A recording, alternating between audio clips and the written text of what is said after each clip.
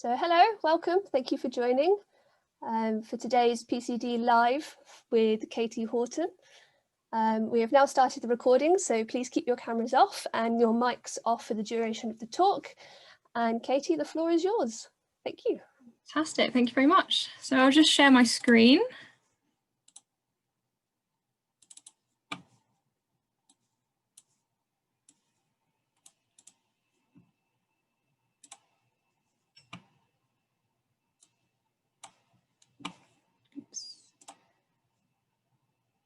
So can everybody see my screen? Yes, we can. I can at least, yeah. Fantastic. So good evening, everyone. And yeah. I'm Katie, as Katie said, and thank you so much for allowing me to talk to you this evening. I'm a researcher at the University of Southampton, and if you watched PCD Live last month, you'll have seen my wonderful colleagues, James and Claire, talking about how they diagnose PCD. If you've missed it though, there's a YouTube link to it. So if you're interested after this talk, you can go and catch up on it. I've worked in the same lab as Claire and James for the last couple of years, and today I'm going to explain to you what my project is about and where I hope it will go. So for the duration of my talk, I'll turn off my camera if that's okay, because I have some videos and some photos to show you. So I just want to minimize the chances of something going wrong with the internet. So just a bit of information about me. I grew up in the beautiful seaside town of Whitstable in Kent, which is famous for its oysters. But I must confess, though, I've never actually tried an oyster. I actually asked my parents to help me out here and send me some photos to show you. So I feel I ought to apologise to my parents who should be watching now, because I did only use one of their photos, which is the top left one. It just happened to be a rainy day when they took the photos for me. So I started my academic journey studying medical physiology, which is essentially looking at the human body and health and disease at the University of Nottingham. I then studied infectious diseases for a year at the University of Kent before moving to Southampton 2 years ago to start a PhD with Professor Jane Lucas. My research focus is on the relationship between PCD airway cells and Haemophilus Influenzae infection. So hopefully as I progress through the slides, my research title will make more sense to you. As I'm sure most of you will know and have even perhaps experienced, Haemophilus influenzae is the most common cause of bacterial infection in PCD. And Haemophilus influenzae, despite being really hard to pronounce, is a weird form of bacteria because it can't really seem to make up its mind. So you can find it in both this rod and this circular shape. And when it's in PCD airways, it can be really troublesome because it causes lung infections. And you might be prescribed antibiotics that seem to clear the infection. And at a later point, you might get another infection, and then this process repeats. And it's this process, the recurring lung infections, that are leading to this inflammation and this irreversible damage for the lungs. So we're going to look down the microscope now, and I'm going to show you some of the obvious differences between airway cells from a healthy volunteer and PCD patients. So these videos have been slowed down a lot, so we can count how many times the cilia beat. So in reality, if they can move, they move much faster than this. If we first focused on the video on the left-hand side, you can see the cilia, the hair-like structures projecting from the airway cells, and they're beating together. And this is what we call effective beating, because you can see the mucus moving and the bacteria and the allergens that are in the mucus can then be swallowed or spat out so we don't get airway infections. So now if we focus on the image on the right-hand side, you can see that when I play the video, the cilia aren't actually moving. And in this case of PCD, the mucus isn't being cleared at all, and it's much easier for infections to happen. Cilia in PCD aren't always static though. So this patient on the left here has stiff cilia, and the patient on the right, their cilia move in a circle instead of back and forth. Although some of the mucus might actually be cleared in these cases, it's really likely that the mucus isn't being fully cleared and the patients are more likely to get infections. So this is why it's super important for patients to do their physio.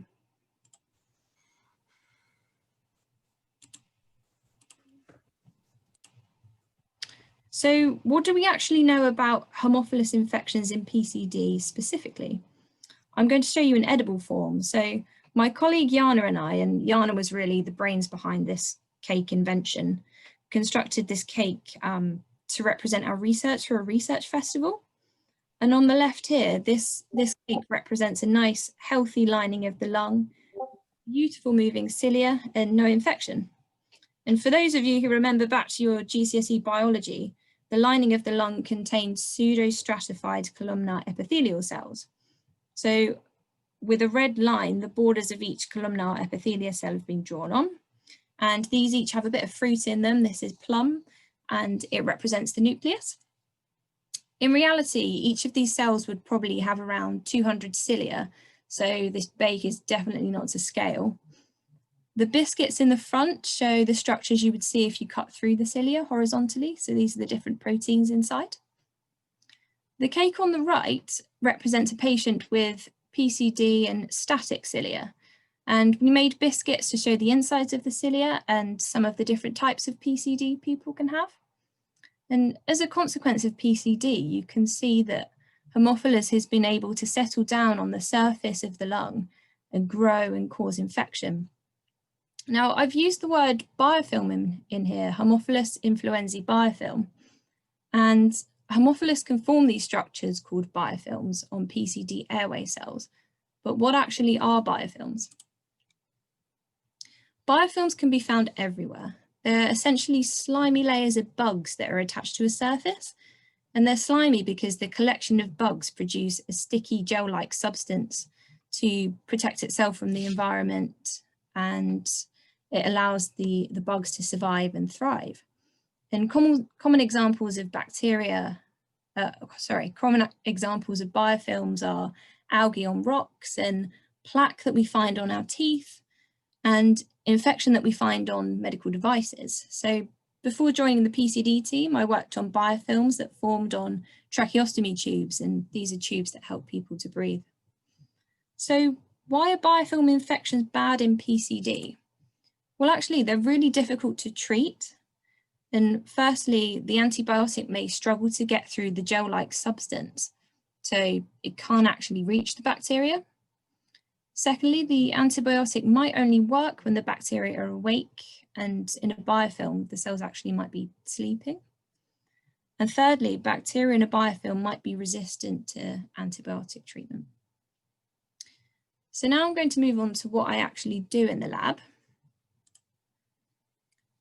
Firstly, I want to understand why PCD lung cells are more susceptible to biofilm infection. And we know that the cilia aren't moving properly because we can physically see that, but we're not entirely sure if there are other reasons. And secondly, I want to see if I can test new drugs that can be taken alongside antibiotics to increase the chance of killing the biofilm infection. So this diagram here shows how I model PCD biofilm in the lab. I use nose cells that have kindly been donated to research, and these are, you can see here in purple, and I grow them on plastic to represent the lungs, and I feed them from the bottom to mimic blood supply. And this plastic here has holes in the bottom, so it allows the liquid to go through and feed the cells. And the nose cells are exposed to air on top like they would be in the airways, and I usually have to wait about 4 weeks for the cells to have grown full-length cilia. And once the cilia have fully grown, I can grow, once the cilia have fully grown, I can grow Haemophilus biofilm on the surface of the cells. And this usually takes about 3 days. And the Haemophilus that I use has actually come from a PCD patient. So here I've essentially used a really big scanning electron microscope to zoom in on the model I've just described. And here you can see a beautiful carpet of cilia and the biofilm in the middle. I've had to use a really high-powered microscope because what I'm looking at is actually super tiny. So on this image, the magnification is set to zoom in 2,000 times. And if we zoom in a bit more now, so 8,000 times, you can start to see the biofilm in more detail. And if we zoom in on the biofilm again, so 30,000 times, you can see more clearly perhaps the rod shapes and the circular forms of Haemophilus.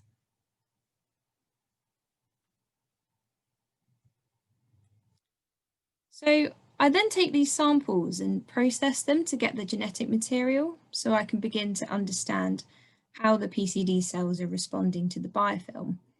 And this is the stage I'm at right now with my research. Essentially, I'll load my sample onto a sequencing device, and this will read the genetic code for me. So this is the sequencing device here, and this is how I would load the sample in. And it's essentially the size of a USB stick, and you can just plug it into your computer. And inside this is where the genetic material is fed through. It's fed through a channel, and the machine will then tell me the code. So the genetic material comes through, and then you get a readout, and it tells me the code. I can then compare this code to healthy airway cells and see if there's a difference to PCD, and this could help us find new ways to fight infection.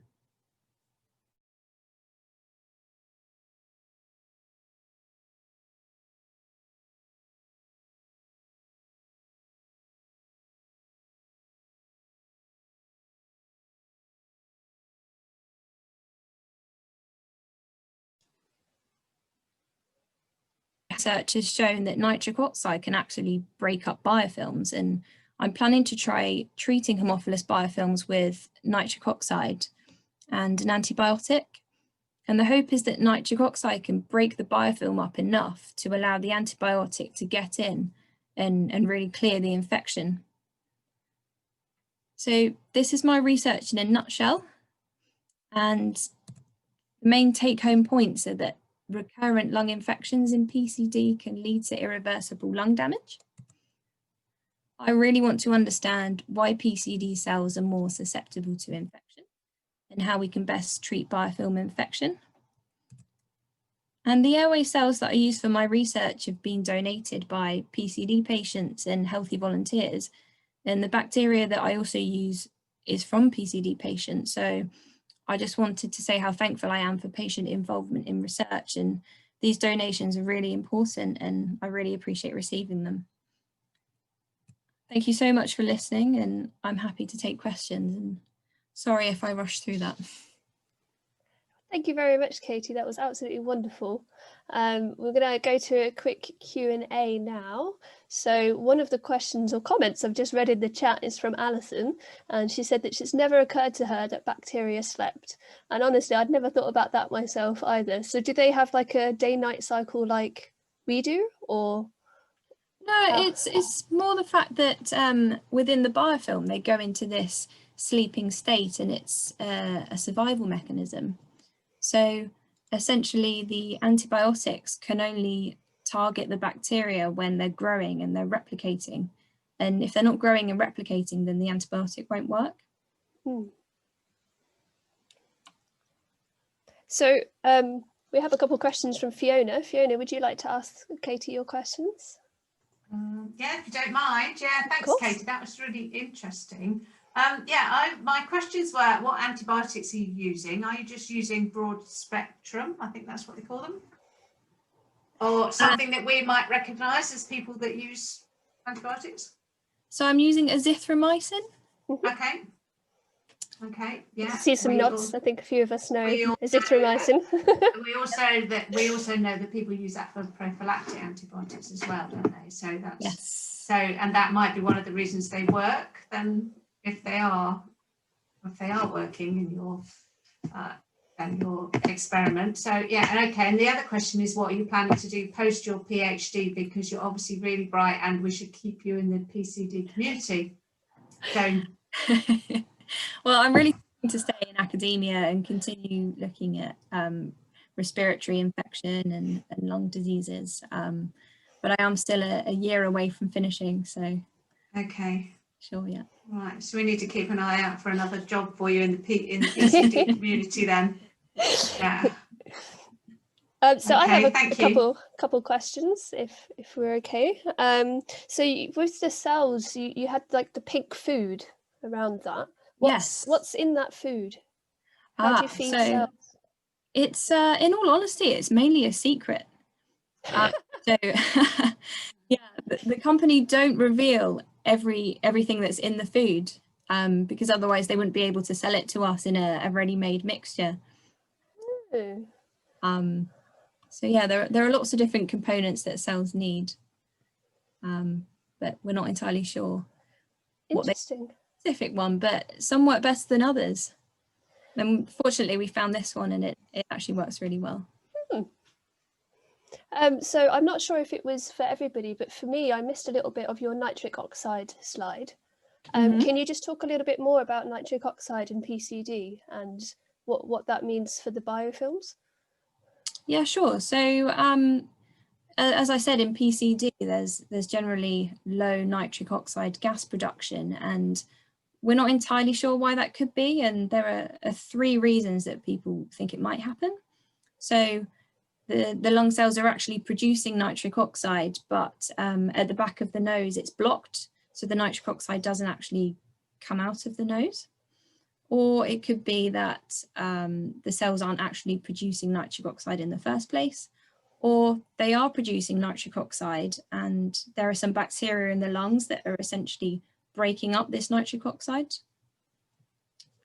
So in biofilms, and it's mainly been shown with Pseudomonas aeruginosa, which some of you might have heard of before. It's another form of bacteria, and the nitric oxide has been shown to make the biofilms kind of break apart and the bacteria to kind of swim away as such. How does that happen? Why does nitric oxide do that to a biofilm?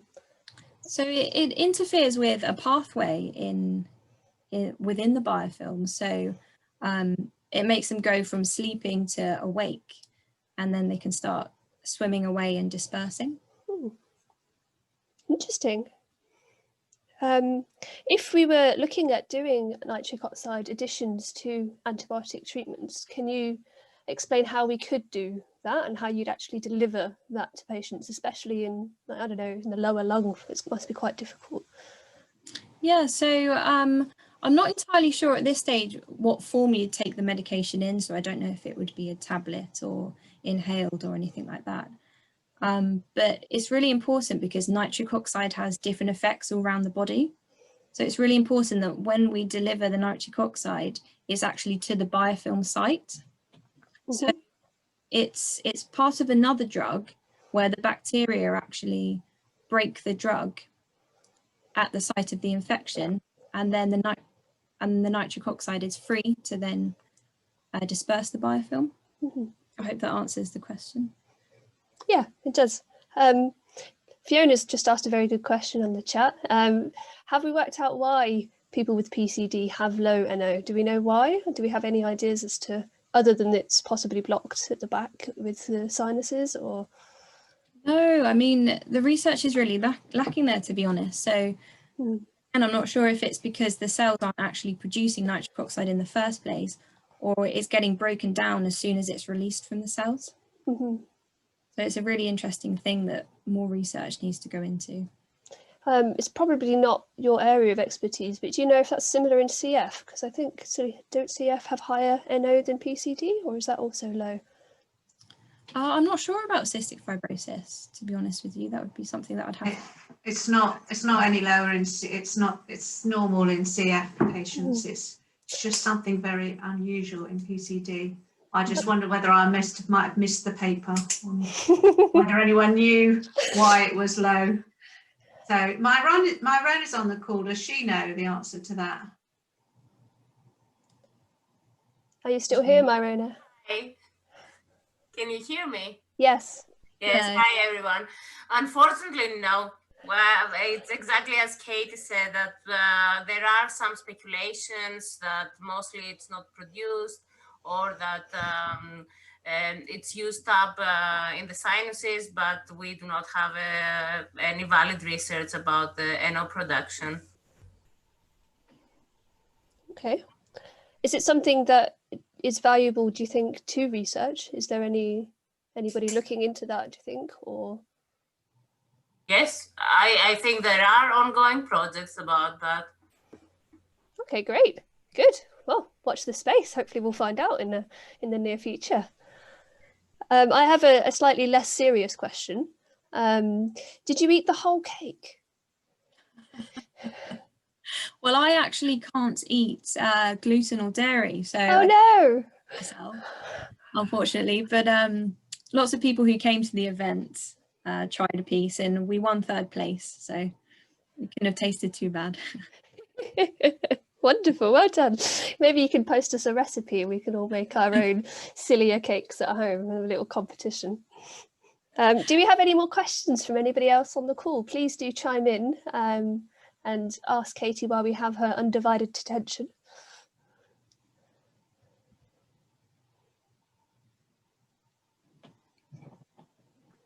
I think it's me, Fiona, again here. I think that's a good example of how easy to understand your presentation was, Katie, because it was really, really well done and easy to understand for layman's people. So if you haven't got many questions, I wouldn't think that it's because people don't understand. From my point of view, I think it was really simple. I don't know if anyone else thinks that. So, but well done. Thank you. It's not easy to put your whole PhD of, well, nearly 3 years into a 15-minute talk without all of the specialist lingo. So well done. That was absolutely fantastic. I really enjoyed that. Thank you. Brilliant. So if we don't have any more questions, then we can end the call now. And I just want to say a absolutely massive thank you to Katie for spending her time asking me questions. There's another one just come in, sorry. I was a bit late. I might maybe just... Oh, hello. Hi, sorry. I'm a bit late in kind of thinking about questions and stuff like this. I was just trying to get back with the camera, but it's me and technology. I just wondered, when you said that I can't pronounce the Haemophilus, been chosen is quite common and quite one that causes a lot of problems with PCD patients. But is there any sense in doing other research with other bacteria, or would that just lead to similar results? Or is somebody else doing something else? A lot of other research is going on with other forms of bacteria in lung disease and in biofilms, but there aren't many people working on bacterial infection in PCD. So at the moment, we're at the stage where we've just taken the most common form of bacterial infection. But studying this will give us insights, hopefully, into the relationship between other bacteria and PCD. Thank you. Do all bacteria produce a biofilm, or is that quite unique to the Haemophilus influenza? Thank you for saying it. I never knew how to say that word. I always went for hemo, like in blood. Well, I don't even know if I say it correctly, so we're gonna say yes. Sorry, carry on. I'm not entirely sure if all species do form biofilms, but many do. Many form biofilms. So what's next? You're going to look into academia and stay, hopefully, in the PCD community? Yes, hopefully. Yes. More work with infection and fantastic. That would be great. Well, if we don't have any more questions, I suggest that we wrap up here. I want to say a massive thank you, Katie, again, for spending the time talking to us and presenting such a very easy to understand presentation. You've got loads of praise in the chat from loads of different people. And thank you everybody for joining us from Canada, from Sweden, from Switzerland, from a rainy Cumbria in Scotland as well. So thank you so much for taking the evening out to listen to Katie.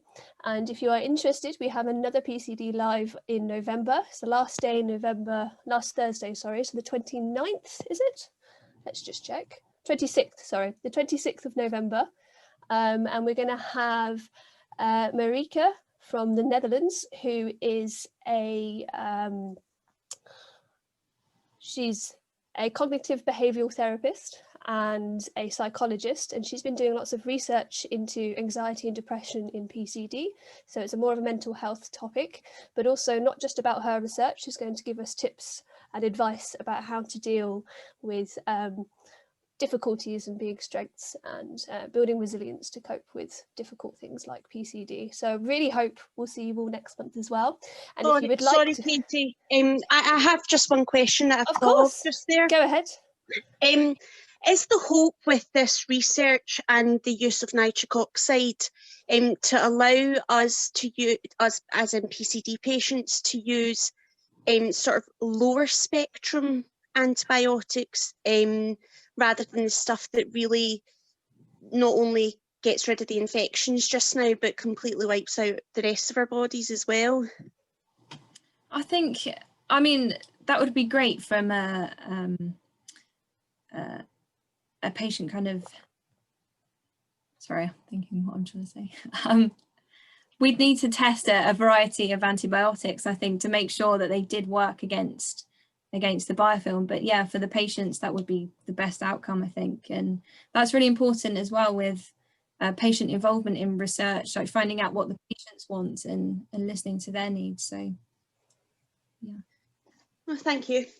And it's been an excellent talk. I'd just like to add that to everybody else's comments. Thank you very much. Thank you. Thank you so much for listening to me this evening. Brilliant. Any last minute questions?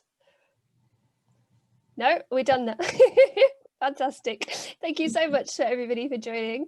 I would love to give you a round of applause, although it might be quite hard on Zoom, but if you want to unmute, that's the word, your mics, feel free, and we can give a round of applause, or there's the little button, isn't there? You can do a little reaction applause like that. So thank you so much, Katie. Thank you. Thank you. And I hope to see everybody again next month.